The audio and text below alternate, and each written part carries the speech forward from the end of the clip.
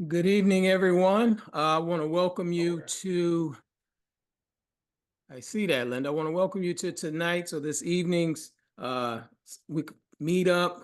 Some people call it webinar, Zoom meeting. All of those things are applicable.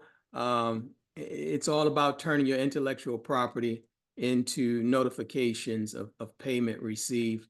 I think it's probably the most important subject matter for entrepreneurs and business owners, those who are seeking to become entrepreneurs, business owners. If you're in what they call the creator space, if you consider yourself an influencer and all of these different things, nothing is more powerful or important and powerful than to recognize that today we are two things. All of us are two things now. We're media companies because we all have these things and we're all connected in some form of fashion through all of the different networks. We have followers, we have fans, we have email lists, we have newsletters. So all of us are partaking in that. Now, if you're not, you need to come to that realization real quick that you are a media company now, that your company is media. The other thing that you have to come to grips with, and this is what we're talking about tonight, you're an IP company. Whatever your widget is, whatever product or service you sell, if it's not thought up first, if it's not formulated and created to attract and deliver value, to transform or to give tremendous outcomes, you're going to be in trouble. And I think a lot of us, I know from my consulting and the things that I do, that's where a lot of people are stuck, right? Brother B, I got this product, or I'm coaching, I'm doing this, but they have not come to the realization that you have to unlock your intellectual property so that can either be your content, your media, or your product. And then whatever widget you have will sell a whole lot easier if you come to that realization.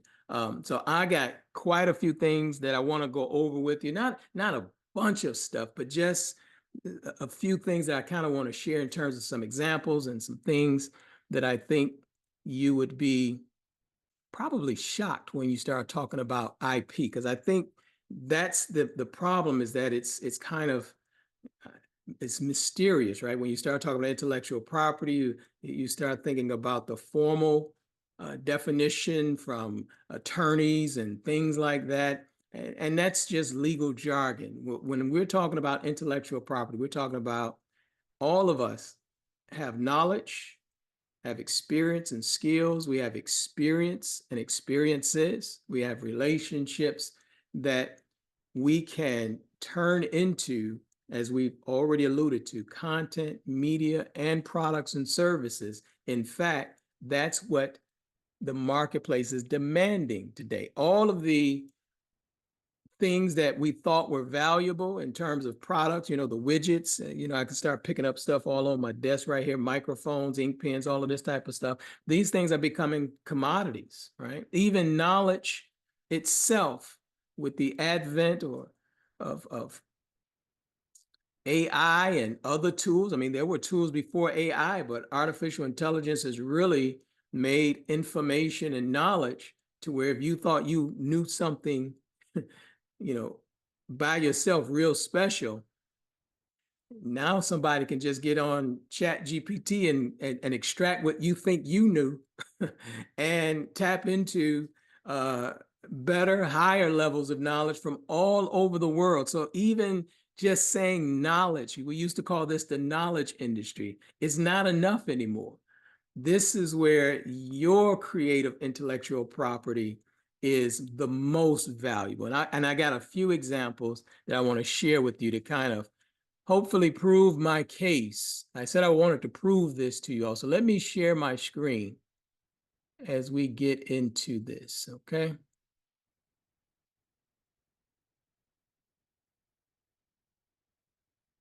You all know that guy? Yeah, I got a quick story, and I got to be mindful of the time. So, Anitra, if Anitra, you might have to nudge me if I get, get to talking too much on these stories, because I definitely want to be respectful of everyone's time. And if there's some time at the end, and of course, with your permission, I definitely want to share with you what I believe is a phenomenal opportunity, but also to answer some of your questions. But earlier in my entertainment career, especially when we started promoting, I had the opportunity, uh, myself with my brother, to partner with some promoters to promote Tyler Perry's first stage play. Um, this stage play bombed for 6 straight years. Tyler, if you know the story, if not, go look at Tyler Perry's documentary. He talks about it. Tyler was pretty much homeless. He had a faith and belief in this stage play. Now, remember, this is his intellectual property. This is really his childhood that he's writing about in his very first stage play. His family members, his experiences, and it was bombing. And when he did it in Detroit, it bombed, and we weren't the primary promoters, but the other promoters on the show, they were extremely upset because it just lost a lot of money. But here's something that I picked up on when Tyler Perry was there and we were all backstage. He was already talking about the next stage play, which the next stage play was I Can Do Bad All By Myself. And there was a character in that stage play that he wasn't originally supposed to play. Um, I see somebody trying to get in, Anitra, if you can let them in. But that person did not show up. And then this is where Tyler Perry had to throw on the dress and play Medea, right? So he wrote Medea based upon some characters, family members, people at the hair salon, some experiences that he had. And I think you all know the rest is history.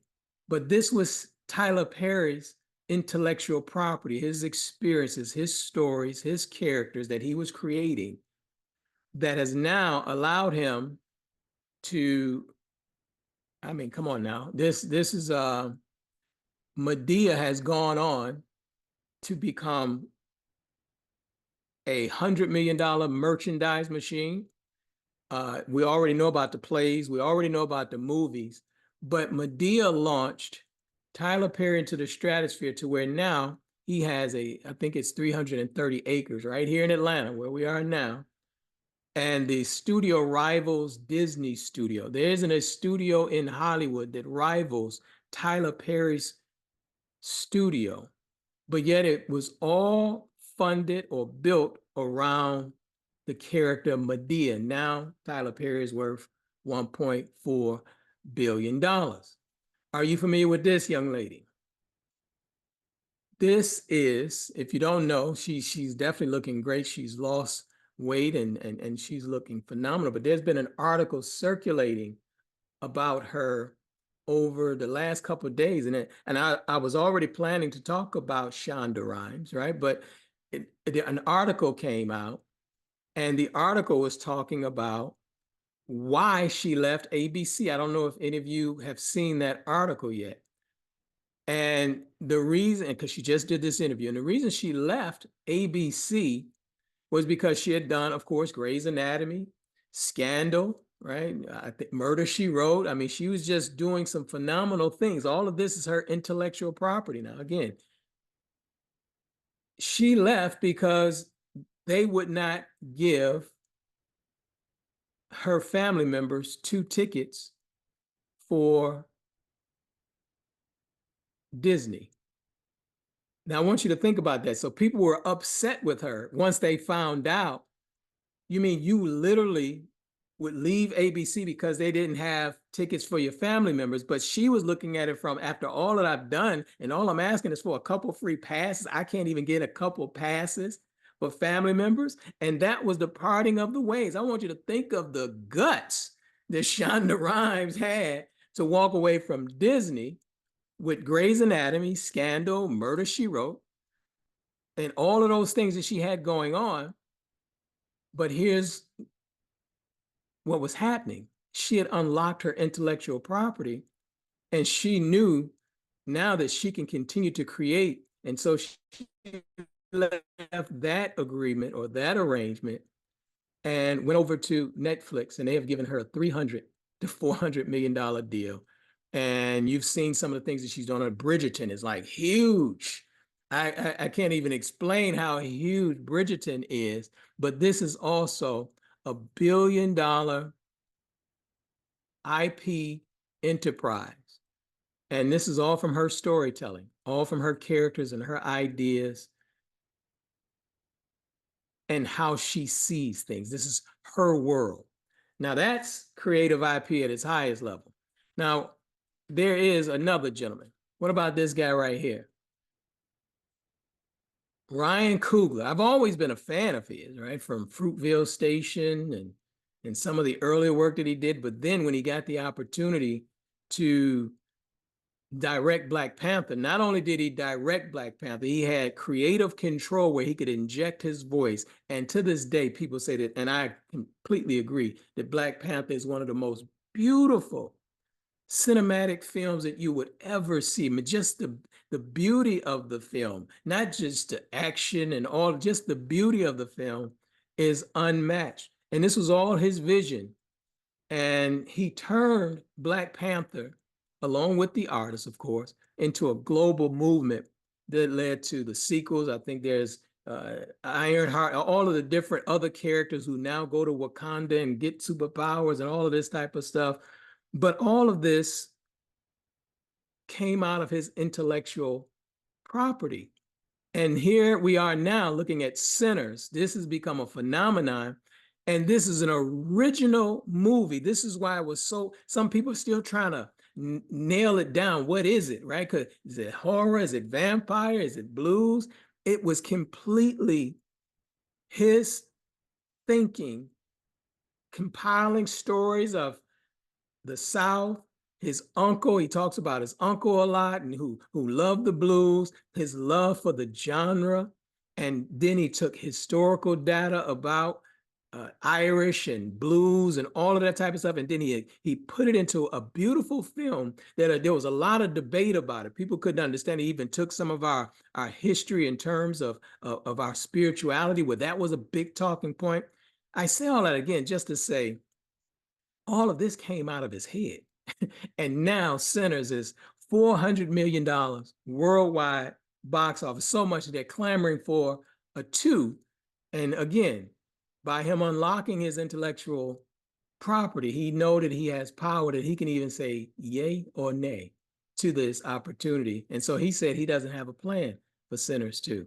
Now, I know you're probably saying, well, come on, Brother B, this is, Tyler Perry, Shonda Rhimes, Ryan Coogler, and I could just go on and on and on and on. But I figured I'd start there. But then I also did a survey. All of my millionaire friends, all of my students, acquaintances who've generated millions of dollars after sitting back, all of them have unlocked their creative intellectual property. Once I sat back and I looked, what are you selling? What is he selling? What is she selling? I had to kind of sit back myself and think about this, that this is the catalyst of all of their businesses. And so I just picked up a few. Some of you may know this man right here. This is a mentor of mine. We use the term Jekna. It's much better than mentor. If you study mentor, it wasn't really a great guy. But anyway, this, for the lack of a better term, this is my mentor, Dr. Frazier. He took his history and what he did with United Way and working with Ford and all of these different places. And he took the concept of networking, which was his passion, and what he was doing with raising funds and meeting people and throwing charitable events and things like that, and decided to build his world around the concept and the idea of networking, of course, interjecting his own experiences and experiences of others as he was going through this. And then, of course, he wrote a book that's now mandatory reading in Black colleges. He started the Power Networking Conference, which is Forbes named it one of the top 5 conferences to attend. And then I've just had a tremendous relationship with him. But it all started with his intellectual property, his IP around networking. And then that is sprung off into so many other different things that we don't have time to talk about: speeches, books, courses, trainings. You might know that gentleman right there, Dr. Dennis Kimbrough. Dr. Kimbrough, same thing, tapped into his intellectual property, started writing his first book, which was What Makes the Great Great. Most people don't know that that was the first book that he was writing, but he was so in demand because of his intellectual property with his speeches and his writing. And then people knew that he had this book. The Napoleon Hill Foundation contacted him, and they knew that he would be the one. And most people don't know this when they think of Think and Grow Rich, a Black choice, they think that this is his take on it. No, he's actually co-authored with Napoleon Hill. Before Napoleon Hill passed, he knew that there was a difference in the way that Black people were understanding wealth and white people were understanding wealth. And so he wanted to document that. And he died before he can complete that. But W. Clement Stone, who was over the Napoleon Hill Foundation, they reached out to Dr. Kimbrough so that he can complete that book with him, right? So he's the co-author with Napoleon Hill on Think and Grow Rich, a Black choice. And then, of course, there's What Makes the Great Great. And then there's so many speeches that he has done. He's a Jegna of mine, a mentor of mine. But again, he unlocked his intellectual property, and he makes more money by teaching and sharing what he knows than the actual classroom teaching that he was doing. That was almost just his love, his passion with it. He was just teaching business at Clark, but he was making much more money doing some of the other things. You may have heard of this young lady, Linda Clemens. Man, that's my big sister right there. She's all over the internet right now. She's speaking in Vegas next week. She's Mind Valley. She's all over Mind Valley doing their things, but she took her history of learning body language. She's a body language expert and a sales expert. And she took that intellectual property and she has created a behemoth of a business by teaching other people body language, how to read body language, but also she's one of the top sales trainers, which I believe that's the topic she's teaching on in Vegas in a week or two. But Linda, same thing, unlocked her intellectual property, her experience, her knowledge, her years of selling timeshares, and started packaging it into products and services that would be delivered online and offline. Are you all following me right now? Just not you kind of follow me, okay? Because these are people. Again, now you probably said, okay, Brother B. So we went from Tyler Perry, these millionaires, and all of these different people. And now you're sharing some of these Black millionaires, and all of them I've interviewed. And of course, there's my dear friend Michael V. Roberts. Same thing. Action Has No Season. 2 best-selling books. Took his knowledge, his experience of business, also in politics, created his own jargon called the Actionaires, and has literally, most people don't know, he was our 3rd Black billionaire on record behind Bob Johnson and Oprah Winfrey. Then it was Michael V. Roberts and his brother, doing a lot of tremendous things in not only the St. Louis community, but all over the world. He still owns property all over the world, Africa, the Bahamas, and things like that. The point is, he's unlocked his intellectual property, and still to this day, he shares his knowledge, his wisdom, his experiences.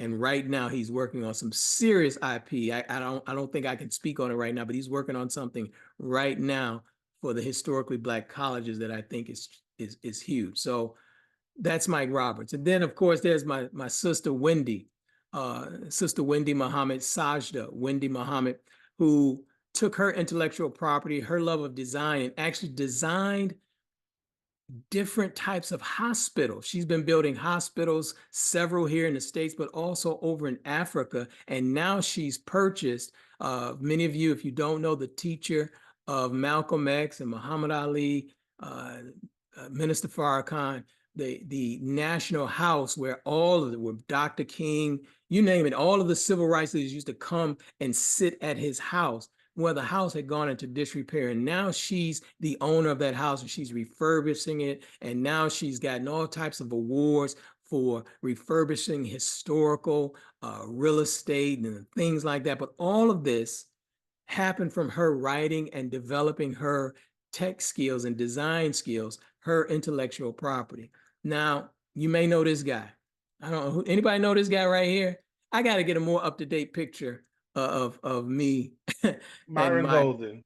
yeah, I got to get an up-to-date picture. But look at it. This is a picture before Myron was Myron and before Brother B was Brother B, right? This is when we were first, I don't want to say first getting started, but this was early in the game, where we took this picture. But many of you, if you're watching Myron has just blown up with his YouTube channel and all over, and he's taken his intellectual property, which is studying the Bible and business principles based on the Bible, and he teaches a concept called King Solomon's business model. And now Myron is making millions and millions of dollars from his intellectual property. And look at it's the products, but also on the media. Remember his YouTube channel, I believe there are over 1 million followers now over on the YouTube channel. Now, let me stop sharing the screen because again, it's going from Tyler Perry and all of these different people and all of these millionaires. But then what about this guy right here, right? Uh-oh.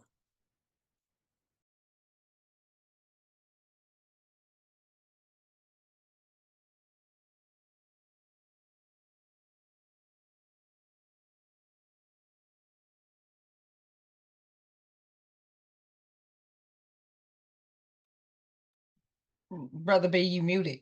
Yeah, I don't know what happened. You can hear me now? Yep, we can hear you now. Can you see me? Yep, we can see you and your screen. Well, why I can't see myself now? Technology works until it doesn't work. Okay, let's go there. So now we're back to this guy right here, right? So you've seen those pictures. Hopefully you've heard those stories. You should have heard my story by now. I took my intellectual property, again, from the earlier days with real estate and all of that type of stuff, constant promotions, and I started selling online myself. And my very first product, a report on flipping nasty, stinking, ugly houses is, you know, we talk about that story so much. I don't think it's foreign to anybody right now that I took this report. People wanted to find out how I was making money flipping nasty, stinking, ugly houses. Now, remember, I'm a brother from the east side of Detroit.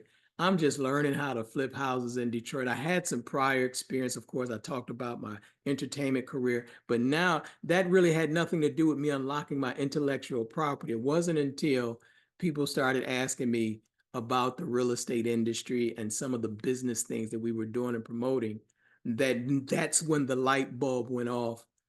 And I wrote that report.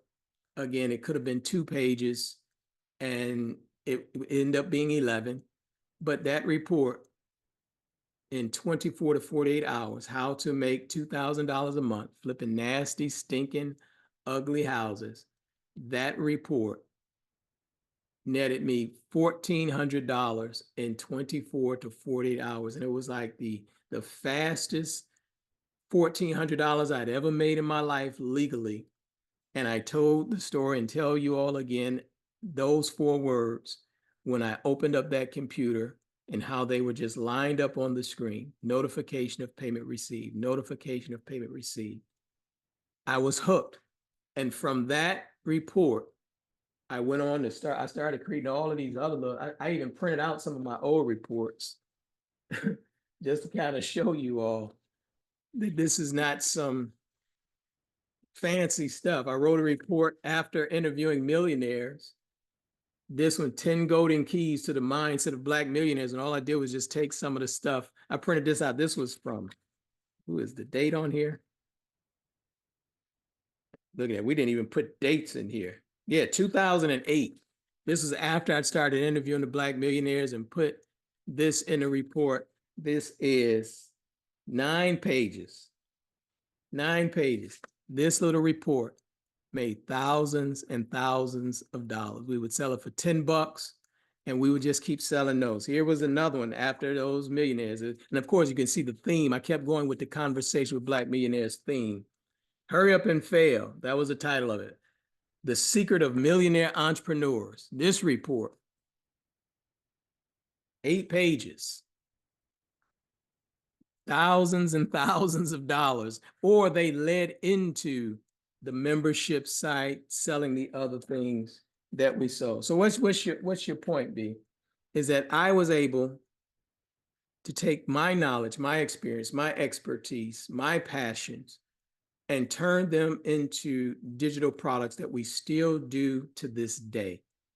And each and every one of you can do the same thing. So you don't have to be from Hollywood, right? We were, for those who came on a little bit later, we were showing Tyler Perry and Shonda Rhimes and Ryan Coogler and how they've unlocked their intellectual property. But you don't have to have that type of intellectual property going. You have stories, you have systems, you have expertise, you have lived experiences that you can package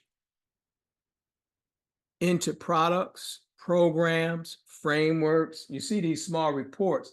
From these reports, we've created tip sheets, one sheets. I mean, you name it. The key is it's not, the paper is the commodity. That's not what people buy. They're buying the information, they're buying the transformation, they're buying the outcome. And each and every one of us have that within us. That's what creative intellectual property is all about. It's taking your knowledge, your experience, your expertise, or your wisdom and packaging it and selling it online, creating digital assets that can be sold long after you. Now, once you get this, and I'm looking at the screen and I know a few of you already get this, something just happens that's completely different. You become very, very confident in who and what you are. Look at what Shonda Rhimes did. She walked away from ABC because she knew that she had intellectual property that others value. And to this day, she's been proven so right. $300 to $400 million Netflix deal. They couldn't even put the exact amount on it because she's continuously creating things in her own world, her own ecosystem. And that's exactly what I'm trying to get you to think about doing. You creating your own world, you creating your own ecosystem, like Tyler Perry has done, like Ryan Coogler has done, like Dr. Frazier has done, like Dr. Kimbrough has done. When you get this, when you master this, there's nothing that you can't do. All of the anxieties of what's going to be the next product, what's going to be the next service, what's going to be the next thing, it kind of fades into oblivion once you kind of know that you can take your knowledge and create new ideas, new experiences whenever you want to. And then the added power, and let me share my screen because I want to show you the added benefits of this. I'm going to share my screen again, if we can get this up.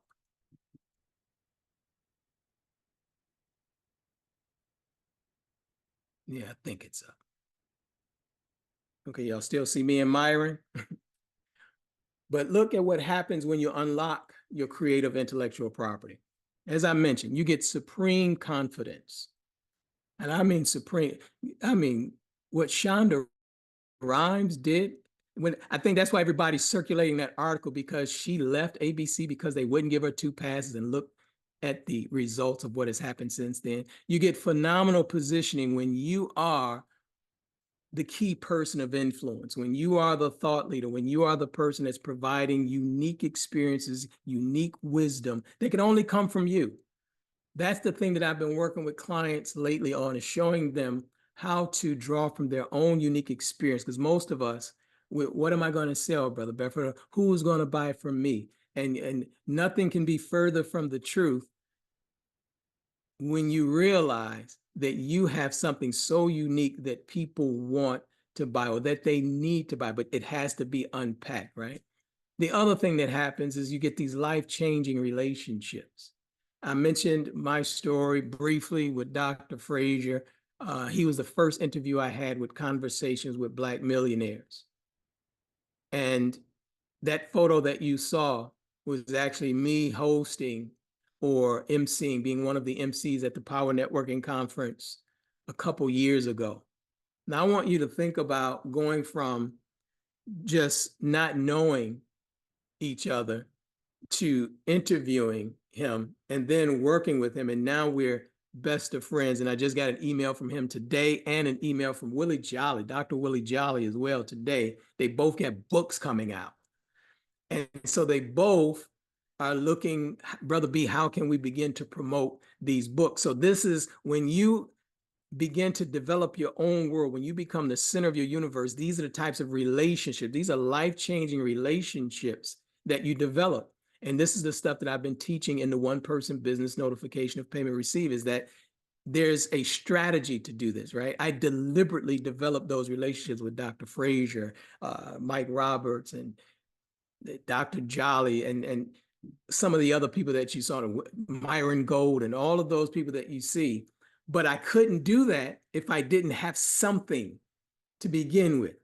That's the creative intellectual property. And knowing that I can create intellectual property even just by interviewing them, which is what I did with my book, Conversations with Black Millionaires. The beautiful part about all of this, or I don't even want to just call it beautiful, because this is the objective, is that you begin to create these assets, these digital assets that create wealth. And of course, that's the big picture, right? We looked at, I think there was a conversation about Ryan Coogler's deal, right? How the rights revert back to him after so many years, and people are saying that's generational wealth, right? Same thing with Tyler. Tyler Perry owns all of his stuff. Shonda Rhimes owns all of her stuff. So it's ownership of your ideas, of your concepts, that will allow you to have the generational or long-lasting wealth. However, when it's packaged properly, you can get these immediate notifications of payment received on a daily or weekly or monthly basis. And so you get the best of all worlds when you learn how to unlock your creative intellectual property. Now, what I want to do, because the whole purpose of this was for me to share with you what I believe is a phenomenal opportunity.